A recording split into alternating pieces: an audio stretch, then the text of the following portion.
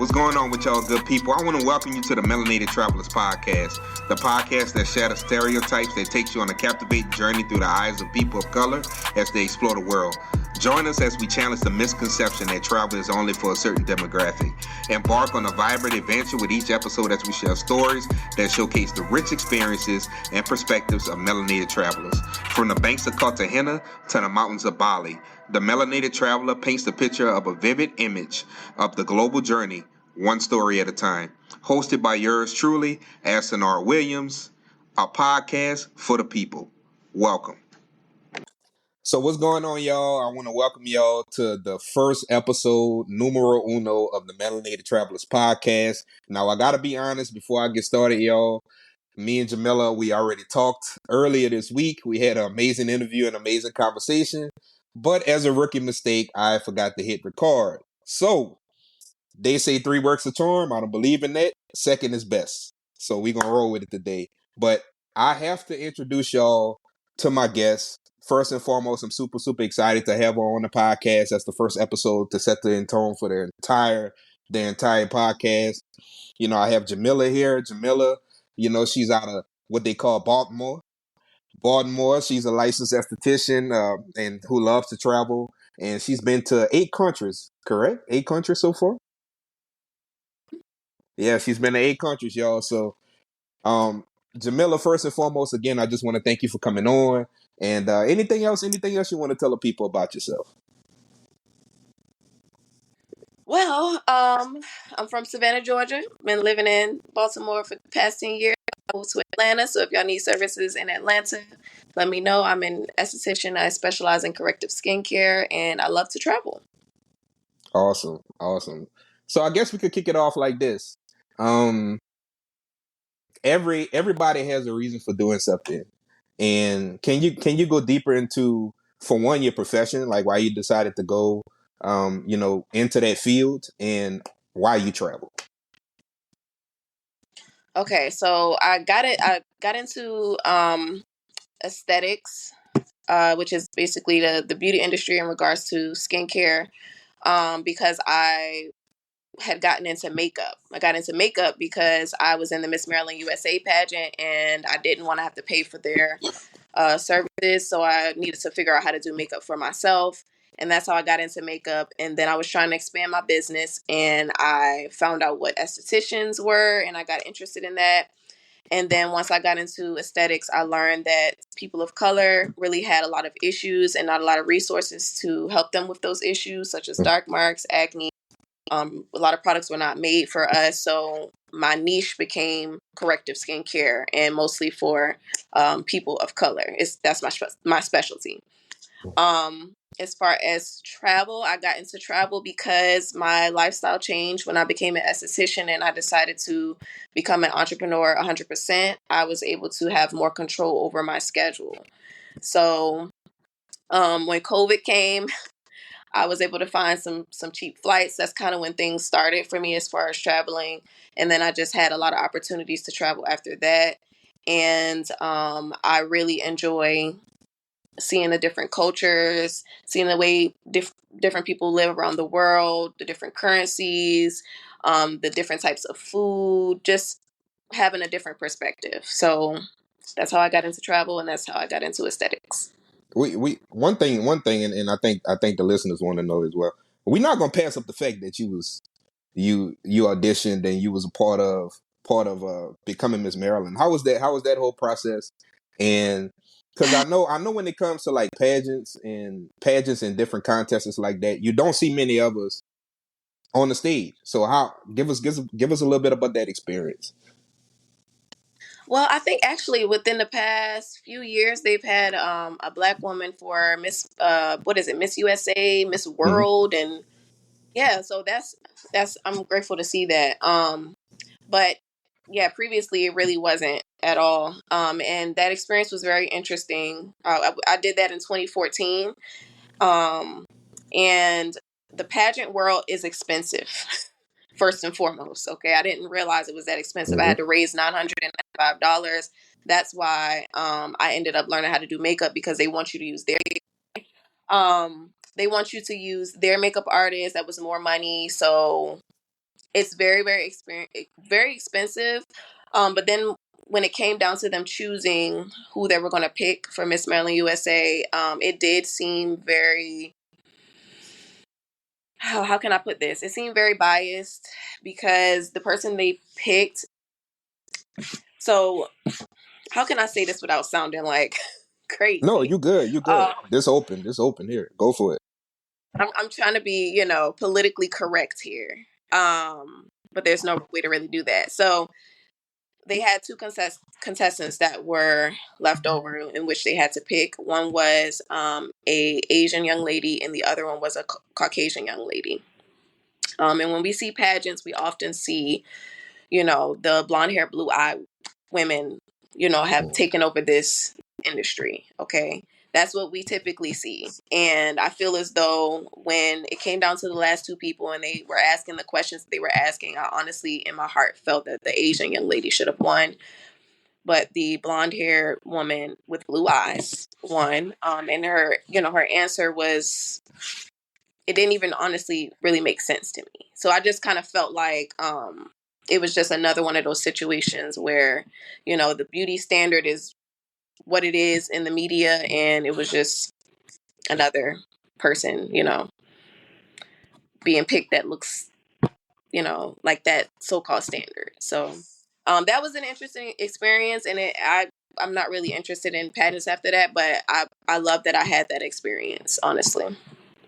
And that leads me to a good point. Since you've been to so many countries, were there any instances where you've encountered stereotypes or maybe misconceptions about your identity while abroad, and how did you handle them if you ever experienced any of that overseas? Like, did other people have misconceptions about me overseas? Yeah. Because of our culture, really our swag. I feel like everybody has stolen our swag. We're not gonna go there. Yeah, we gonna go there. Cornrows and cornrows and these Caucasian women here in the States, all of a sudden it's a new hairstyle, but we've been having cornrows since the motherland. They had women that would design maps inside of women's head to free themselves from oppression. So come on now. Like, Yeah, a lot of let's people. Yeah, people don't even do that. all right. Um, man, I would say the majority of the places that I've been was in the Caribbean, and then there's the times that I've been to Asia and I've been to the UAE, which I've been to Dubai in the UAE. Um, I can say I haven't felt like how I feel in America, as a Black woman, as a person of color. I've felt more safe. I've felt not as judged. Just because I think it has a lot to do with the places that I've been. And I know a lot of people I've been to Thailand. I know a lot of people have been to Asia, and they say that people like to stop and stare and take pictures. I didn't actually have that experience. As we know, everybody's travel experience is different, and I plan on going back as well. But who knows? It might be like that when I go back. But I honestly haven't really had many experiences like that. And I haven't been to Europe. I know a lot of people have that experience in Europe too. I haven't been there, so yeah. Mm. I think me either. Like the first country that I ever traveled to was El Salvador, and like I automatically assume like, okay, I'm Black, I'm gonna stick out like a sore thumb. These people are gonna treat me differently, but I never felt so much Yeah. love, like so much love. So can we shift gears into the first country that you ever traveled to internationally? The first country that I traveled to internationally was Jamaica. It was Jamaica. That was my first country. I think Shout out what to was my second? shout out. What's the Mexico. I think What's the movie? What's the movie everybody joke about? Oh, it's on the tip of my tongue. You probably know what Stella I'm got a talking. group. Yeah, shout out to how Stella got our groove back. Shout out, you know, it's a lot of you see a lot of girl trips there. No, nobody hating, man. I think Jamaica for me is definitely a place I want to go whenever I'm me personally, whenever I'm in like a relationship or something. I think for me, um, so let's get into Jamaica. Let's get into it. So you see the videos, you see the videos on Instagram and TikTok, and did you do the raft? Yeah. I just saw that crazy video. I didn't see the video. I just saw the people talking about it. But yeah, I did the raft. Me and my cousin did the raft probably like 2 years ago. And so I thought that they automatically just like rub you down with the mineral, which is the mineral that's like the clay that's on the side or whatever that they grab and they rub all over you. Mind you, they literally go and grab this stuff and they come and rub and ask you. This is the thing. They ask you, do you want to be rubbed as well? Because that's kind of like their add-on. Like they add that on as a way to hustle and get some extra money. And me and my cousin was like, no, we good. Like, because we were able to go grab that stuff ourselves and put it on ourselves. So we were like, no, we're okay. But I see what's going on out here. They rubbing folks down. It's getting out of control. But I just had someone on my social media asking me about, I did some female traveler tips, and she was saying that she hoped that one of my tips would be helpful in Jamaica because it can be very flirty. And I was talking about wearing a ring if you're like by yourself. And my tip back to her was you got to stand firm when you're in Jamaica, and the men can be very flirty, or any Caribbean place because they can be very flirty. Just got to stand firm. Just got to stand firm with them. Yeah, that's one thing. That's one thing I noticed. But I think for me, and I'm not speaking for all men. I'm just speaking for me. I definitely want to be with somebody eventually that has like an open mind. Like for instance, like I haven't been to Jamaica, but something that's similar is when you go to Cartagena, Colombia, they have a volcano. It's non-active. It's called Volcan Totumo, and they do the same thing. When you get inside, they rub you, the men and the women. You know what I'm saying? So it's nothing. Yeah. Well, it's not as intimate. Let me say that. Pause. It's not as intimate as it was in that Jamaican video that's going viral right now. But it still was good. You know what I'm saying? Just the shoulders. I was like, hey, bro, just the shoulders. I'm good. But that's how they hustle. That's how they hustle. It doesn't put a damper on the other mud experiences because in El Salvador, they have something very similar at the Santa Teresa, which is the hot spring spa. And they have the buckets of mud there. And I've seen some TikTok videos. I thought that they would rub you down. Sometimes they can rub you down. There's some young ladies there that rub you down. Or you just grab it yourself and you put it on. But hopefully that video doesn't deter people from the experience. Because it doesn't have to be like, like that. Definitely. Yeah. Speaking of El Salvador, like, what if you had to rank, like, when you look at all these countries, would you consider that one of the most riskiest country you ever, based on what we see on the news and based on and we're gonna get into how people can know if a country is dangerous or not based on the rating, but based on the 8 countries that you've been to, that's the one that you was kind of like, okay, this one here is kind of like, yeah, I don't know, I'm going, but I don't know. Yeah, definitely. El Salvador was probably the most risky, the most in the media. It's known to be one of the most dangerous countries that has a lot of gang activity. So even telling my parents that I was going, they were like, "What?" Because their generation they watch the news a lot. That's and then the news can be very scary. It just scares you all the time. So yeah, El Salvador for sure. Give me like so you really didn't feel that type of like, but give me the feeling of like when you seen somebody that looks like you, and I'm not talking about the hues that's over there in that culture, but another American, maybe another black European when you're overseas, and it's just like, hey, what up? Because you really don't see too many of us on the plane. Y'all, we just gonna say that straight up. And this is the reason why we're advocating for travel, especially for black travel. Because there's not too many of us on there. But give me your reaction of when you do see us, the one or two that may be on the plane, or you may meet somebody on the excursion. How does that make you feel as a traveler? It makes me feel good. I feel happy to see our people traveling, especially places that are not the typical place that everybody tends to go to. Well, I would say our people tend to go to. I feel a sense of joy, and it's like a unspoken, like, just joy between both parties. Like I actually, in this solo travel video that I just posted, where I did like 4 tips for female solo travelers, new female solo travelers. I took a clip of when I was in Playa del Carmen in Mexico, and I was walking just randomly on this strip, and it was a touristy area. The restaurants were open, so you could see inside at the tables and stuff. And Mm-hmm. actually, that see somebody waving at me, and I don't know that person. That was another Black person that saw me walking and was like, and I'm like, Yeah.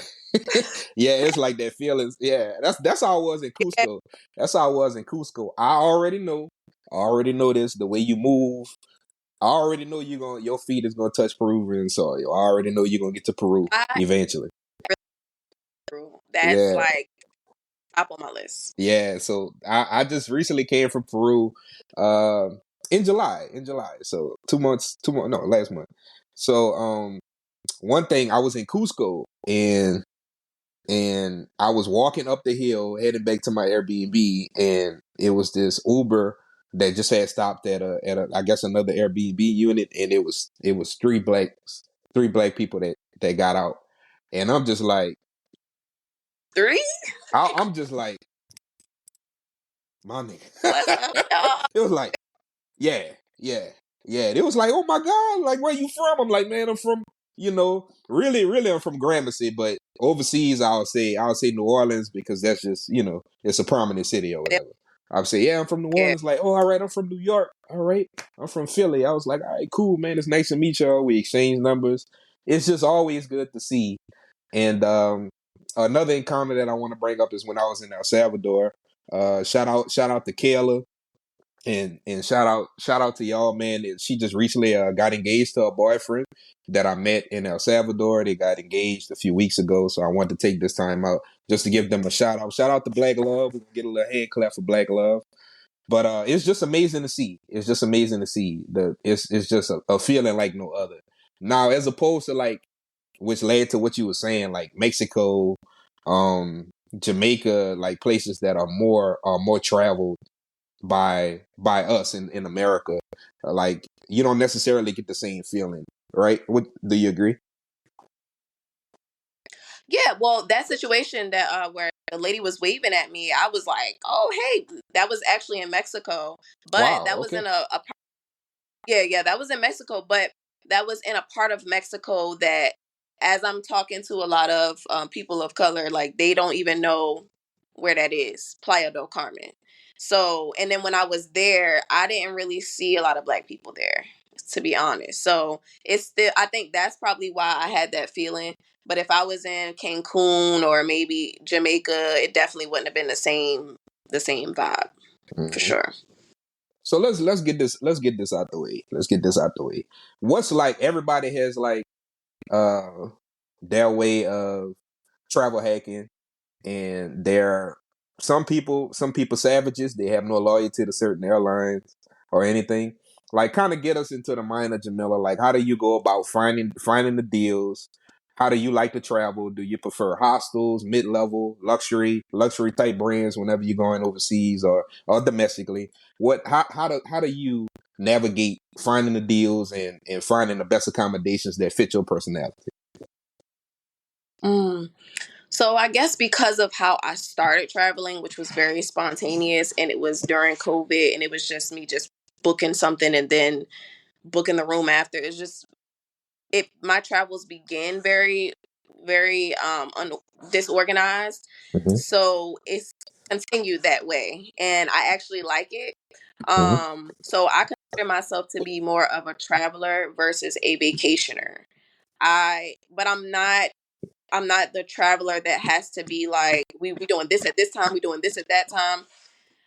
I like to book my flight and then figure out my room after. I just randomly will book my stuff and just figure out everything after. Or if I'm traveling with other people, when I went to El Salvador, we have a group text and they literally will put a country in the group text and dates, and everybody is like, can they go or not? And I like that because I just like the spontaneous of it. But I always give this travel hack as far as flights, because flights tend to be a big chunk of traveling. And PayPal has something called PayPal Pay in 4. So a lot of people think it's PayPal credit. That's two different things. I used it with Southwest's app. Once I just randomly found out that Southwest had this available on their app. And basically they split the payment in 4 payments, and it comes off your card automatically every 2 weeks until it's over. The trip you could be on the trip and it's not finished paying. It's still going to automatically stay on the same track and come every 2 weeks off your card. So that was instrumental in the random bookings for me. And then I started looking for those pay later type of applications. Mm-hmm. So with Airbnb, I like to book Airbnb because they have that as well. You can pay a deposit and pay the rest later. With Expedia, they have the same thing. Some of the hotels on there, some of the resorts, you can book it now and pay later. So that's what got me started with that, and that's how I've continued looking to help me budget instead of I got to pay a big chunk here. And also being flexible. I'm very flexible about where I want to stay because I'm not looking to be on a huge, expensive luxury resort. That's not my flow. That's not my style. I want it to be nice. Sometimes there's certain things I just want to experience. I don't mind if I'm by myself and I want to book a hostel. It depends on what the hostel is looking like. I may book a hostel. I'm just very flexible. And I think that people can travel more when they have a flexible mindset versus thinking that every time they leave the country, it has to be a big luxury vacation. So that's just like my flow and how I do things. Definitely. I would agree. So look, I'm gonna just tell y'all this right now. I don't know, and we're gonna talk about this too before I ask you what airline you choose. I don't know why. You already know where I'm going with this. That's why you laughing. I don't understand why people try to knock Spirit. I feel like back in the day, like a lot of African Americans, a lot of blacks here in America, we didn't know we was growing up poor. You know what I'm saying? And what I mean by that is that, mom and daddy always made sure that you had what you needed. But some people had to go to school wearing shacks, for instance. And people would really like rag people about wearing shacks, but yet Shaq is a multi-millionaire. Yet Shaq didn't want to get over on the people and charge $100, $200, $400+ for sneakers. That's the way I look at Spirit. So look, listen, y'all may laugh at me, but listen. If I'm going to South America, if I'm going to Colombia, if I'm going to Ecuador, Panama, Costa Rica, those are Guatemala, short flights. Right? Those are short flights. I am flying Spirit, true and true. I am dedicated to Spirit. I have enough points where I can go on three trips for free right now, round trip. Laugh at me if you want. The thing about Spirit that a lot of people don't understand. Yes, they had issues in the beginning, and we're gonna get more into your business after this. After I say this, the business model of Spirit when they first got started, and it's still the model today. It is not a Delta. It is not a Southwest. It is not United Airlines or American Airlines. You pay for the experience. So, guys, if y'all listening to this, and to my YouTube subscribers, if you're watching this video right now, you get what you pay for. So, if you pay for a $7 seat, you're gonna get a $7 experience. When you could pay $21 and get an extra seat where you got a little bit of leg space, okay, you got to pay for the snacks. I could bring snacks with me in my bag. TSA don't never trip over that. Go to Dollar Tree, go to Walmart or whatever, pack you some stuff in your bag and call it a day. Nothing's that wrong. goes back to being Yeah. So Be I'm flexible. gonna let you. How do you feel about that stigmatism around Spirit? And have you had any bad experiences with that? Well, I'm gonna be completely honest. So I used to be one of those people that was like Spirit, and it was like because I had an experience with Spirit, Mm-hmm. and it just felt, and I had been on other airlines, and I didn't like the experience.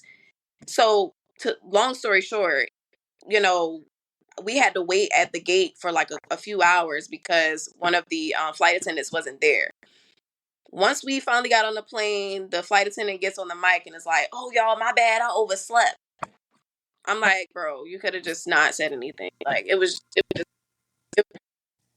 so. I had a few bad experiences. I went on a trip with somebody to St. Thomas. He went, and I met him after.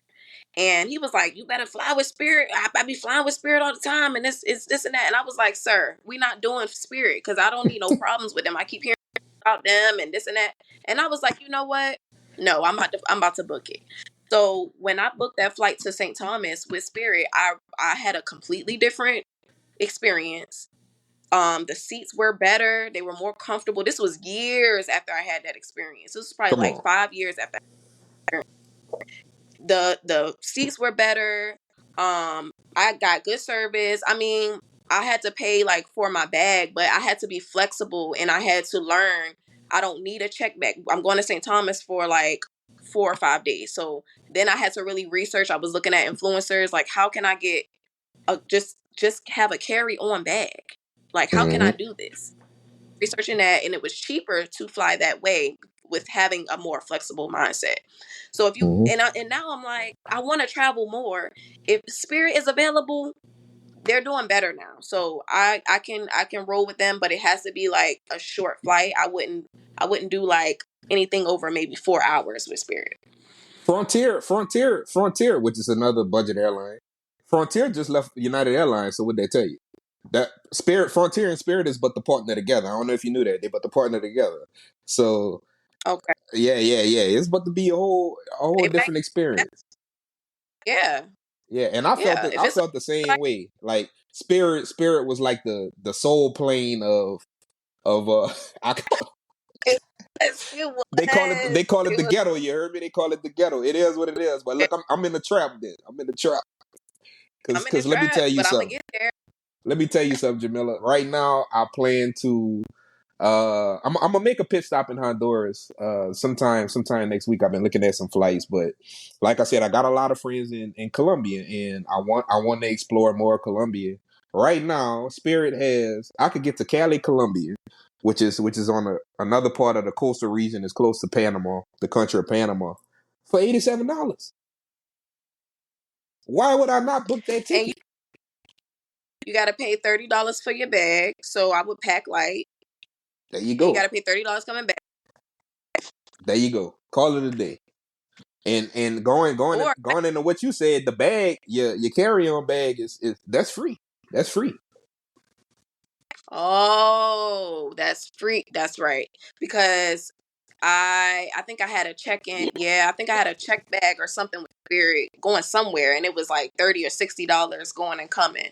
Mm-hmm. Um, but yeah, that was the check. Okay, carry Yeah, on. It is. I'm a out. We gonna get there. I Pull them fly. I clothes up, fly. merely. Man, listen. Y'all need to stop. It's like the analogy that I call, and I'm not trying to get out on anybody, but the reason why, like I said, we having this movement with us in travel is also about black wealth as well. So you got a lot of people that's talking about Spirit, but you driving a Cadillac, you driving a Mercedes, but you living in a house with holes in it. Like that don't make any sense to me. That Talk makes about it. absolutely no sense. So y'all, and like I said, it's not a knock, but you know, travel within your means. And a lot of these travel content creators that you see flying first class, I guarantee you, without a shadow of a doubt, they have certain credit cards like the AA Advantage credit card with American Airlines. They make the call at the last minute and they ask them if they have any more availability, and they use their points, right? Because they dedicated to that airline to get a better business first class. seat to get upgraded to first class. So like with that being said, Yeah. I think for me, my main two, I don't fly Southwest much just because of the destinations that I like to go. But I would say for me, it would be the most points I have accumulated is between Spirit and American. What about you? Mine would be Southwest because of that PayPal Pay in 4 option. Mm-hmm. I flew so much with that with Southwest that I ended up being A-list, which is just you just get you get to be first in the lineup to go on the plane first. And I had a good amount of points. Who would be the next one? Maybe Delta now because of yeah, probably Delta. And Delta is expensive, okay? Mm-hmm. It was only because Delta only went to the place that I was trying to go to, like St. Martin. I think Delta and American Airlines was the only ones that went there. So, and I haven't had good experiences with American Airlines too much, so I try to avoid them. Yeah, that's true. I've had a few issues with them as well. Like I think so. Like, what's essential for you at the airport? Do you have TSA pre-check, or you going through that long line? I have Clear. All right, you got clear, so you rolling, you rolling. TCA pre-check because it's actually offered in more airports than Clear is. Yeah, I used to just a little hack that I want everybody to know. So if you working in an industrial industry or on the river and you have a TWIC card, that's within the same umbrella as TSA. So the last digits, that last number on the back of your card, if you put that number in, that's your known travel ID number that you can use whenever you're booking flights, and that's how you can get TSA pre-check. Boom! Don't tell me I didn't tell y'all nothing. So I'll say that again. If you have a TWIC card, you can get TSA pre-check. That last number on that last number, if you flip that card over, that last, I think it's 7 to 9 digit number. You put that into your known traveler's ID, and boom, you qualify for TSA pre-check because it's in the same category as the TSA. It's like involved, like, so the interview process and everything that you got to go through to get a TWIC card is the same process that TSA agents go through. So just a bar for y'all. Just a bar. Oh, like would they have to fill out the application for TSA pre-check, and that's where they put that in the traveler ID section? Like you can do it on your phone, or like when you go online and you book a ticket and it says a non-traveler number or ID, whatever it says, non-traveler number. The non-traveler number for a TWIC card holder is on the back of their card. Once you put that number in, boom, you get TSA pre-check. When they book, okay. Yep, Okay. when they book the ticket. Yep. The heck? Yeah, that's a bar. So let's get into you've been to 8. So oh God. Give us a little bit about Thailand. Like that, it just seemed like the closest thing I have to Thailand right now. I've never been there. I'm a big James Bond fan. They got James Bond Island over there in Phuket, and it's just absolutely beautiful. Like, so like dive into that, and let's talk about that flight. Let's talk about that. So I was actually meeting someone there that is an expat, and he lives on Koh Phangan. Koh Phangan is about 12 hours away from Bangkok. But we met in Phuket first, spent a few days there, and then we traveled to Koh Phangan from there. And if we want to talk about the flight, let's talk about the flight because a lot of people don't know internationally that your flights are a lot more comfortable and that you get food. You get food after, I believe, 6 hour plus flights. They offer you food like breakfast and dinner and things of that nature. So that flight, I flew from Dulles Airport, which was in DC. And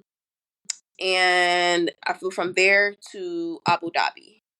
That was about 13 hours. Then from Abu Dhabi to Phuket, that might have been like another maybe 10 hours or so. When it was split up like that, it was okay. I've been to Dubai and I went from New York to Paris to Dubai. I don't like that. So that was okay for me. But the planes are bigger. You have a lot more space. People don't realize that. And they're coming around with food and they're coming around with drinks. I'm always, you want some wine? Yes, I want more wine. Thank you. So that makes it a little bit better for me. I've gotten used to it now. But Thailand was absolutely beautiful. I want to go back to experience the other parts. I didn't get to experience a lot of the things that I wanted to experience, but if we're talking about Koh Phangan, where I spent a lot of my time, it was very beautiful there. The currency there is amazing. Like, I know the flight can be a little pricey, but once you actually get in Thailand, it is extremely cheap. I had some pad thai and like 3 glasses of wine for $20. Everything is cheap. It's just it's crazy. But it's absolutely beautiful. The beaches are beautiful. The people are so sweet, so nice. And that was another place that I felt very safe as well. Wow, that's awesome. Because like you already alluded to it, but I just thought that would be a place like, oh my God, a black person, let me take a picture with you. Like, oh my God, I love your hair. Like none of that. I see that all. I was waiting for it. I was expecting. I'm like, I have locks. I know people gonna want to take pictures with me. Like, I definitely had women who would come up to me and be like, "Oh, you're so beautiful. You're beautiful. You look so nice." But it wasn't any like staring and wanting to take pictures. But then Koh Phangan has a lot of Russians as well, and a lot of other expats from Europe. So I didn't even know that. It was a lot of them there as well. So they weren't staring either, which I was surprised about too. They weren't staring. I just felt at home. It was just so peaceful. It was in the energy there is another thing. It is extremely peaceful. Wow. What's did you try any like local beverages? And let's get to it. Adult beverages that you want to recommend for people. It's some kind of is it sake, soke? What is it called?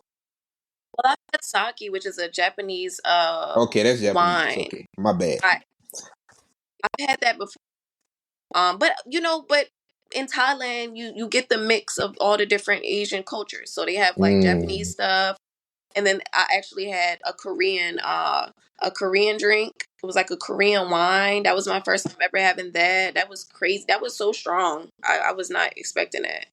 But like a Thailand dish, like a beverage, I can't think of a beverage besides the fruit shakes. Like, they have people selling fruit shakes on the side of the road where they have all the exotic fruits like dragon fruit, all different types of fruits, mangosteen, and they like blend it up right then and there. They can put protein in it for you. They can put ginger in there for you. They can put damn near anything in it and give it to you right then and there. It's just very healthy. It was really good. All their food That's and drinks were really. that's what people say. It's just like once you get to Thailand, the most expensive thing you're gonna spend is your ticket. But once you get there, it's like you You like balling. it's how what you sure? Okay. That's what they say. It's I don't know. I never been. So that's why I'm asking you for your perspective. They say that the most expensive thing is the ticket, and as far as like once you're there, the U.S. dollar compared to and what's the currency called then? Is it baht in Thailand? it's Oh yeah, baht. BT. They They, per bot. yeah. So They, yeah, you hmm convert your, like, when you get there. I converted my money at a local spot. I didn't do it at the airport. But you want to convert your money over. They prefer that. They don't want American dollars because I think it costs them to have to convert it back to baht. So just get your baht, and I swear I had like $60 um that I converted over to baht, and how much did that give me? Did it give me like 4,000 or 2,000 baht or something? But anyway, I still had money left over. Granted, I had somebody else paying for stuff for me, but when I was on my own, when I was in Thailand, because I was with somebody for a short period of time, and then I was on my own. When I had my money, that $60 on my own, I had money left over when I came back home. Mm. So I got some money. yeah. Got some money too in my. I still got. I didn't get a chance to keep when I went to Costa Rica, but let me show you what a Peruvian dollar looks like. Check, man, ain't this dope? Look, Machu Picchu in the bag. Look at that. I had to keep this. I had to bring this home. Oh Like, yo, check this out. man. Like, it's dope. It's dope. So that currency is soulless, and you know I got some Colombian pesos in my wallet. Shout out to Colombia. I already Yeah. told you already from a past conversation. I'm adopted child of Colombia. I'm always gonna promote Colombia. Viva Colombia. Shout out to Colombia. Yeah. So that leads me to my next Yeah. point. You brought up about like how you linked up with somebody down there, expat. Um, do you consider yourself more so? Do you prefer to be a solo traveler? What's your feeling between like solo traveling versus group trips? And even though it's different, but I just want to get your perspective on it. Do you prefer to travel more so alone, more so be alone and just go with the vibe and meet people down there, or a group? Because not everybody can go on trips together. Let's just keep it real. Yeah, and so my preference would be like this. It would be solo first. It would be with one other person next, and then it would be group trips last for me. That's how I would rank it.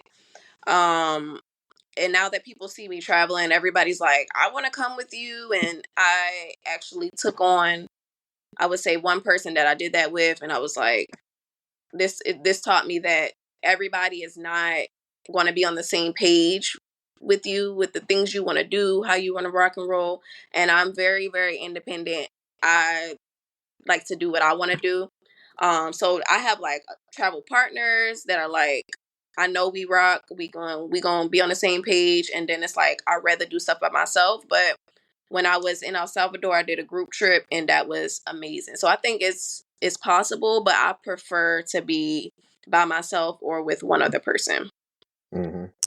I think with me, the reason why I travel solo so much is that I don't necessarily feel alone. Like when I get there, I'm like the most introverted, extroverted person you'll ever meet in your life. I'm really an introvert.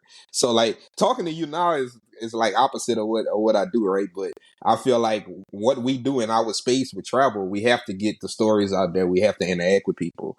And traveling to these different countries, to be honest with you, coming from a small town in Gramercy, Louisiana, I met some amazing people that have turned into some best friends, like literally best friends that I met in these other countries. Because it's just like, um, that's why honestly, that's when I feel like you meet people that are like not necessarily more genuine, but you look they look at Or they're very optimistic and they look at the good and everything, you know, and yeah.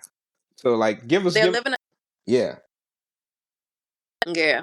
Yeah, they're living a different lifestyle. So their mindset is different, So they just may be very different from your American friends, for sure. So let's shift gears. Let's shift gears for a second and tie it back into our melon, our skin, our skin.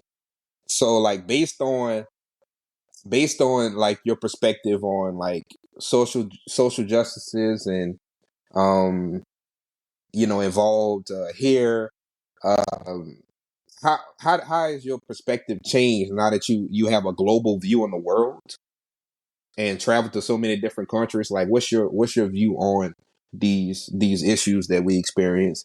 And the second part of that question would be: have you experienced any bigotry, any type of racism in these other countries, or is it more so classism?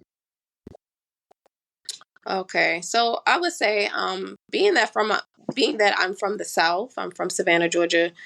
Um, with my personal experience of, I think like I was mentioning earlier about like walking in a room, like I was talking about the Russians and how I walked in and nobody was like paying me any attention, right? If I was to compare that to my experience being a Black woman in the South, going in certain places and just getting this energy of just straight racism from like just a room of Caucasian people, or them just staring or making me feel like, why are you here? I do not, I have not had that experience yet being in the countries that I've been to. And once again, I haven't been to anywhere in Europe. I know a lot of people have had some experiences there.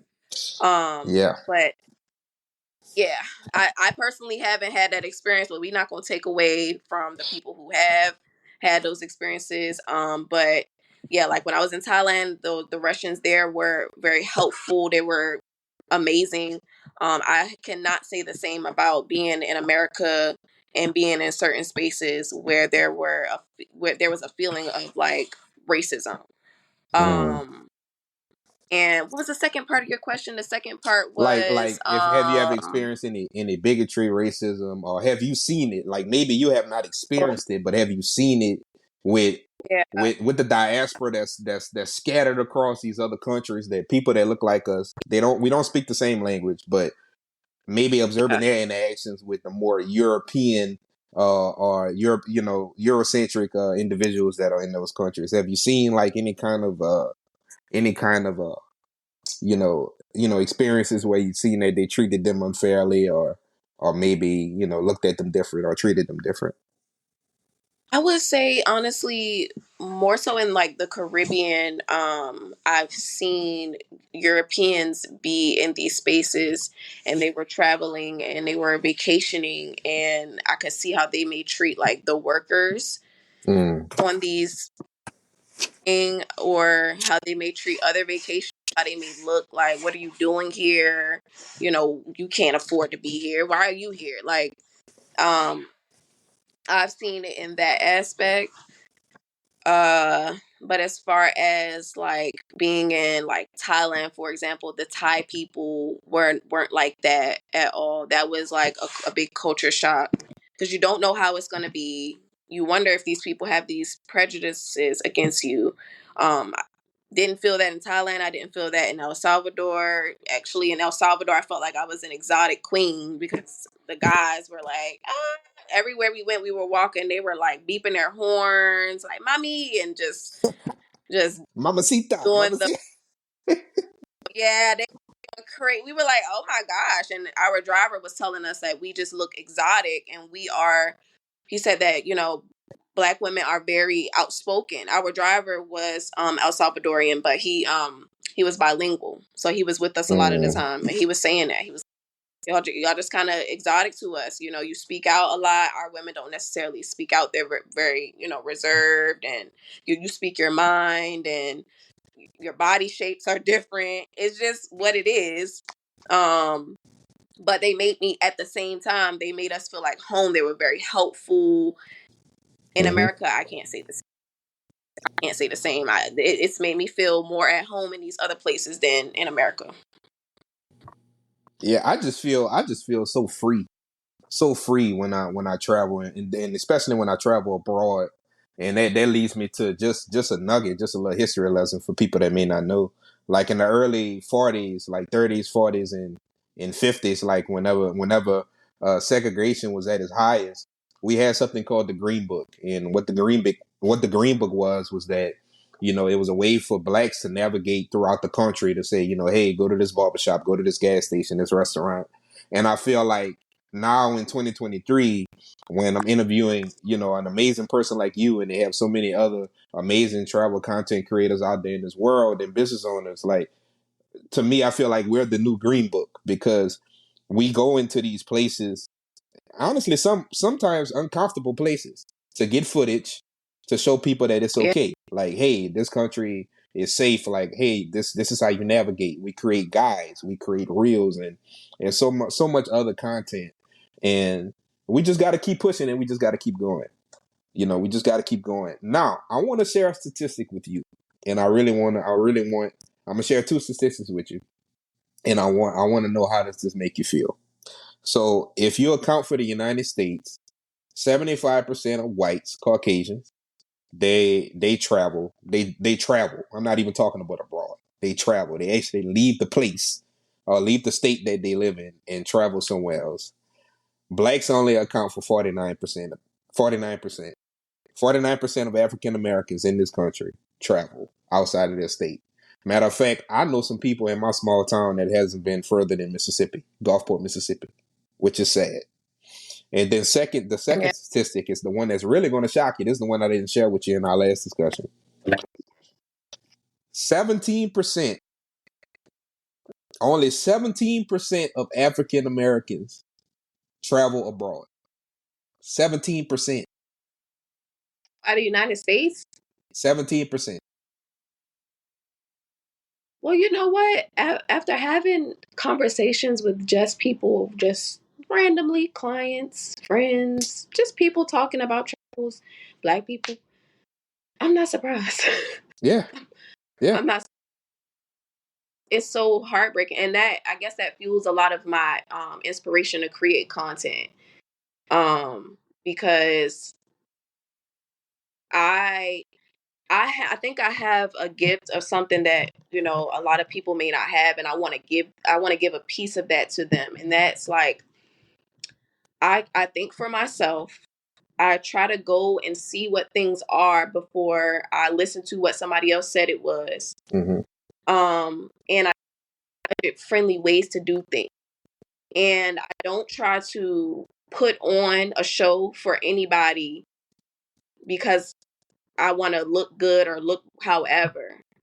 I want to go and have these experiences. I want to be able to broaden my mind, and I think people should take a lot of those characteristics, and I think that will help our people to travel more, because they're scared to leave. They think they're gonna die immediately as soon as they get to some of these places. They think they gotta be like, you know, they gotta spend all this money.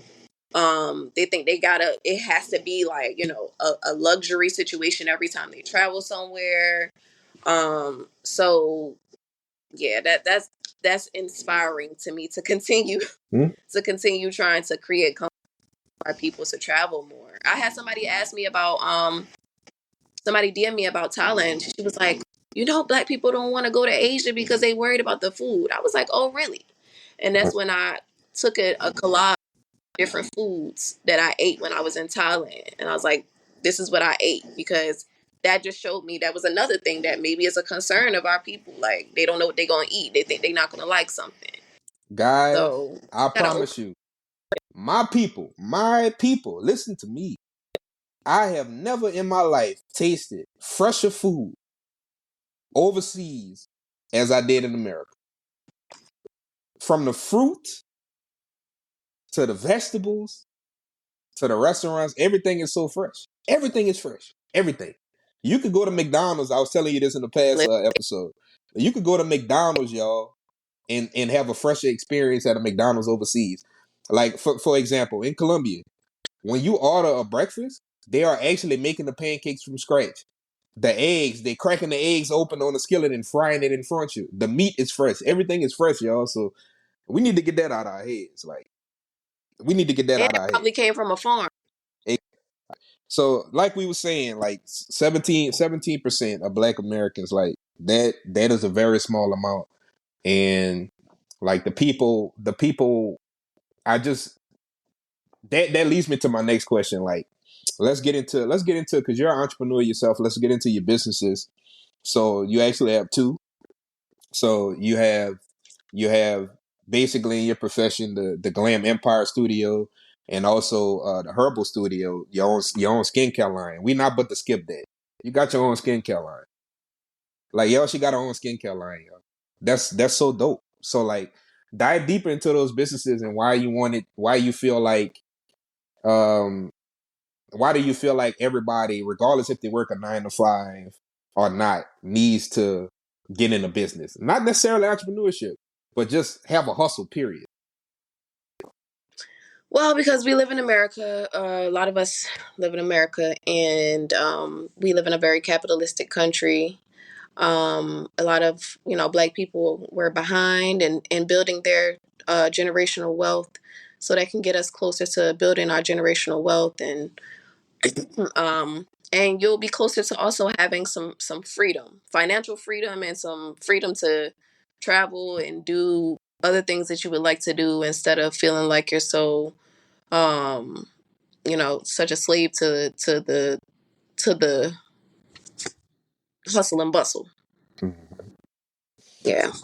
Yeah, because I got a few myself. And I've always had this mindset ever since I was young. Like I've been a hustler. Like I'm Yeah. talking about like picking up acorns in the yard, like, and I'll sell them. They'll be like, so how much you'll charge for from picking up the acorns? I say 20. So I'll pick up all the acorns in the yard. I'll go to each house, knock on the door. Then it evolved into selling candy. Like I was the shout out to 50 before candy shop came out. I was the candy man. You know what I'm I saying? used So to high school. My dad used to buy me the king size Snickers, and I would flip them and go yeah, back. yeah. I feel like everybody needs to, because let me explain something to you. And it's not a knock it. First of all, this is not a podcast that's gonna knock a 9 to 5. Okay. But at the end of the day, these companies don't give a damn about you, and they will get rid of you at any point in time. Like any point in time. Like I've been in a situation where I worked for a company and they had a guy that caught a heart attack, and the guy was still laying on the ground, and one of the foremen came down and told everybody to keep working. EMT on the way. The guy's dead. We all clearly could see he's dead. You know what they told us? Keep working. Keep working. Not So y'all go yeah, home and need some no, time to. nope, keep working. So that taught me a lot. It's like you're replaceable, but you can't be replacing your business, and nobody can fire you in your business. That's why I promote entrepreneurship and some type of ownership. Whether that be real estate, y'all, whether that be owning a business, investing in stocks, man, let's get involved. Let's get active, man. Let's get active. Let's get busy. Because these places, that leads me to my next point. These places that we travel to, you gotta have some type of funds flowing, for you to go to these places, guys. So, let's just not always like even though you might have a job that's making XYZ amount of salary, you think you're in a good position, and then all of a sudden they come to your office and say, hey, we decided to lay you off. Then what you gonna do? Right. Let's think. Yeah. Definitely.